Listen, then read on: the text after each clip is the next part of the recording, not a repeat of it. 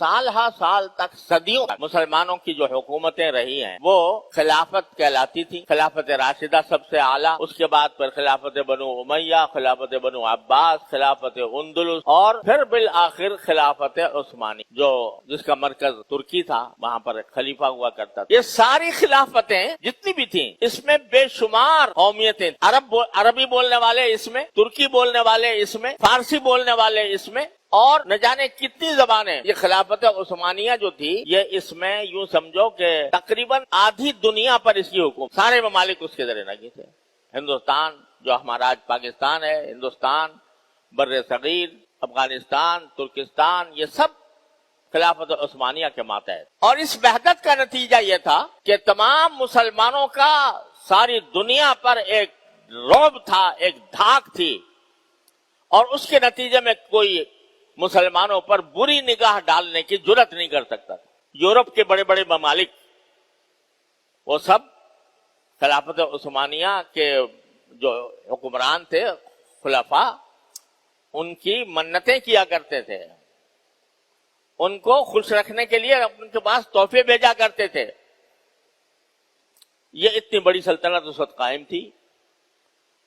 और मैं ये नहीं कहता कि तमाम हुक्काम ठीक शरीयत पर अमल करते थे, उसमें बहुत से हुक्काम ने खिलाफत के इदारे को गलत भी इस्तेमाल किया और उसमें बहुत सी बदआमालियां भी हुई, लेकिन बहैसियत मजमूई सारी मुसलमान दुनिया इकट्ठी थी। इन्नमल मुमिनून इख्वतुन का एक मुजाहरा थी। लेकिन क्योंकि मगरिबी ताकतें और इस्तेमारी ताकतें ये समझती थी कि जब तक ये मुसलमान कलमे की बुनियाद पर मुत्तहिद है, ईमान की बुनियाद पर मुत्तहिद है, तो हम दुनिया के अंदर इन पर गलबा नहीं पा सकते। लिहाजा उन्होंने इस इत्तेहाद को तोड़ने के लिए जान तोड़ कोशिशें की और साजिशें तैयार की और उन साजिशों के नतीजे में खिलाफत उस्मानिया जो मुसलमानों के इत्तेहाद की एक अजीम अलामत थी उसको टुकड़े टुकड़े, और अफसोस है कि ये टुकड़े टुकड़े कोई दुश्मन नहीं कर सकता था। हमारे अंदर ही, मुसलमानों के अंदर ऐसे लोग पैदा किए जो इस खिलाफत उस्मानिया के जवाल का बाइस बने और जो खिलाफत उस्मानिया के मुनकिर बने। हम इस खिलाफत को नहीं चाहते। खुद मुसलमानों ने अरबों में अरब लीग खड़ी कर दी। अरब लीग, उसने कहा कि जी हम तो अरब हैं, अरबी जबान बोलते हैं, हम तुर्की जबान बोलने वालों के साथ कैसे बैठें, उनको अपना हुक्मरान कैसे तस्लीम करें। वो अरब लीग करके अलग हुए। मुस्तफा कमाल पाशा तुर्की में पैदा कर दिया गया और उसने कहा कि हम तुर्क कौम हैं, लिहाजा हम अरबों के साथ कैसे मिल सकते। उसने अपना वहां पर तुर्क कौमियत का झंडा बुलंद कर दिया और उसके नतीजे में दीन के दरवाजे बंद कर दिए, मस्जिदों में एजाने बंद, अरबी में अजान देना ममनू हो गया और जबरदस्ती लोगों को टोपी, तुर्की टोपी के बजाय हैट पहनाया गया। उस पर बाकायदा जंग लड़ी गई। जो हैट नहीं पहनता था तो वो क्या कत्लेआम हो जाता। बाकायदा जंग हुई इस पर, हैट मार कहलाती है, हैट की जंग। वो कहते जबरदस्ती कि तुर्की टोपी उतारो और हैट पहनो, और सारे इस्लामी कवानीन को खत्म करके उसने स्विट्जरलैंड से कानून दरामद किया और वहां का कानून उसमें नाफिज कर दिया। तो ये दुश्मनों की तो बड़ाई के अब ये अलग अलग हो गए, पारा पारा हो गए। शाम जो एक सूबा था खिलाफत उस्मानिया का, छोटा सा सूबा था शाम, उसके 4 हिस्से कर दिए।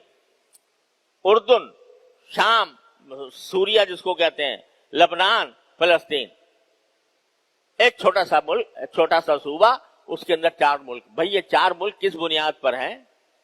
इनकी जबानें अलग हैं? नहीं। इनकी नस्ल अलग है? नहीं।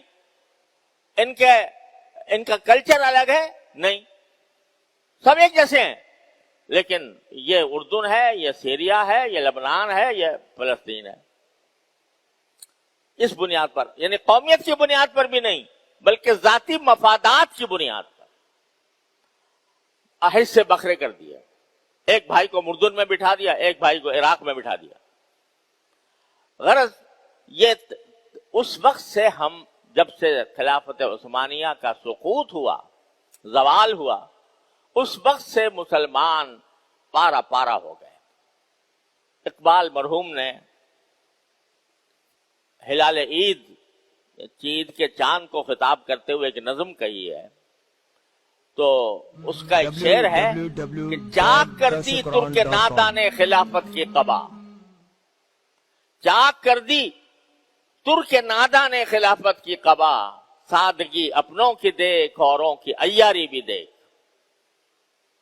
تو وہ قبا جو خلافت کی سارے مسلمانوں کو اکٹھا کی ہوئی تھی وہ تار تار کر دی گئی. اس کے بعد سے دیکھ لو جو مسلمانوں کے ممالک کا حال ہے وہ آپ کے سامنے ہے. اس کی صورتحال بتانے کی ضرورت نہیں. آج فلسطین میں ہم اسرائیل بیٹھا ہے اور فلسطین اپنے وطن کے اندر اجنبی ہیں، باہر سے آنے والے جنہوں نے مذہب کی بنیاد پر، یہودیت کی بنیاد پر اسرائیل کی سلطنت قائم کی، وہ بالادست ہیں اور ہم زیر نگی ہیں. یہ صورتحال سارے دنیا میں مسلمانوں کی جو پیدا ہوئی وہ خلافت عثمانیہ کے زوال سے ہوئی، اس کے سقوط سے. کیونکہ اخوت کا معیار وہ دین نہ رہا، اسلام نہ رہا، ایمان نہ رہا، بلکہ قومیتیں ہوں.